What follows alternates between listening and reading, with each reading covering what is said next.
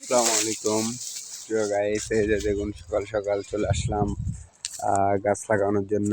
এই যে এই মরিচের চারাগুলাই আজকে লাগাবো। আর এই যে পাশ দিয়ে নদী, এই যে এখানে টমেটো লাগানো হয়েছে অলরেডি, চলেও আসছে। যে দেখুন কফি ছিল, মানে এটাই ঘরের মানে পেছনে সাইডটা, এই জায়গাগুলাই। এই যে বেগুন,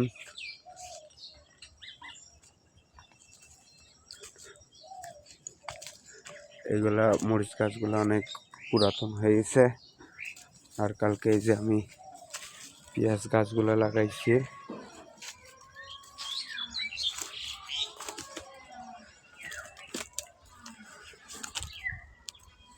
এখন এই সাইড দিয়ে মরিচ গাছগুলো লাগাবো।